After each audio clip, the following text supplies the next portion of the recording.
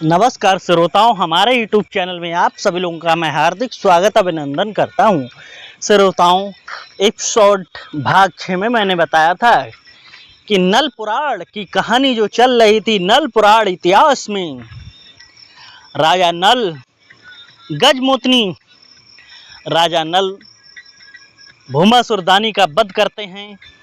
बाढ़ नांगलोक से लाके फिर गजमोतनी रोती है, दुनिया के दस्तूर तो करने ही है।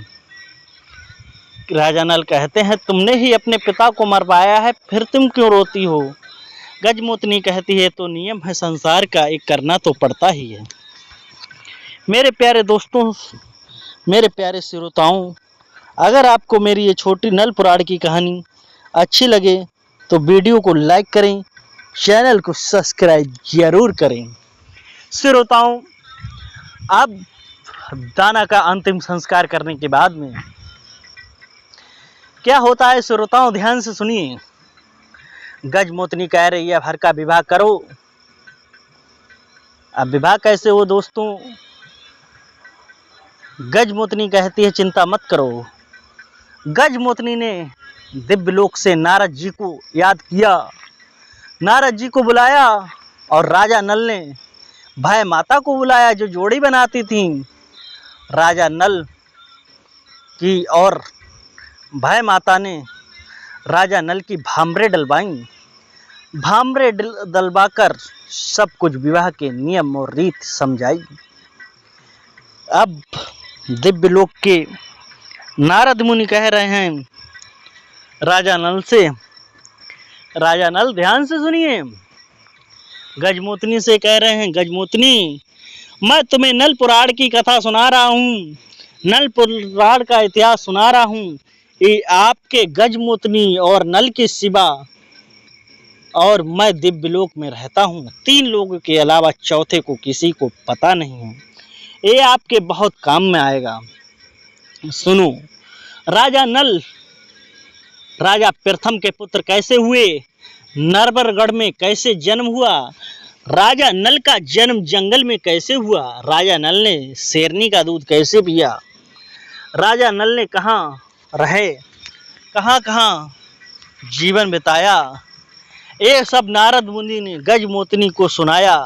नल पुराण की सारी कहानी सुनाई कि ये आपके बहुत ही काम में आएगी।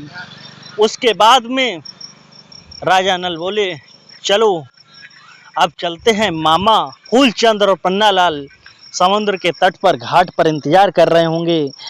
3 से 4 दिन होने को आए। अब राजा नल ने बीरबल नाम का घोड़ा बुलाया। घोड़ा सूर्य पुत्र था दोस्तों, जल थल गगन में चलने की शक्ति रखता था। घोड़ा बोला राजा नल से, राजा नल सुनो, मैं क्षत्रिय हूँ, आपको पता है मेरे ऊपर केवल तुम ही सवारी कर सकते हो। मैं स्त्री को जात को अपने ऊपर नहीं बैठाल सकता हूँ, क्योंकि गजमोत्री मेरी पुत्री के समान है, लेकिन फिर भी स्त्री है। क्योंकि जब मैं कैद में था, इसकी माता हड़प्पा भी कैद में थी, जो स्वर्गलोक में अप्सरा बन गई। मैं इसको नहीं अपने ऊपर बैठाल सकता हूँ। श्रोताओं, गजमोतनी ने कहा, बस इतनी सी बात, मैं तुमसे पहले पहुंचूंगी समुद्र तट पर। गजमोतनी ने चील का रूप धारण किया, तुरंत दोस्तों वहां पर पहुंच गई। उधर राजा नल घोड़े पर सवार होकर वो भी जाने लगे, वो भी पहुंच गए। आपको पता है कि गजमोतनी 14 विद्या निधान थी और जादू से भरपूर थी। उसके सिवा दुनिया में कोई नहीं था जादू से। दोस्तों, आपको ये छोटा सा भाग 7वां अच्छा लगा हो तो वीडियो को लाइक करें, शेयर करें, चैनल को सब्सक्राइब करें। जय हिंद, वंदे मातरम। अब मैं आपको भाग 8 में बताऊंगा।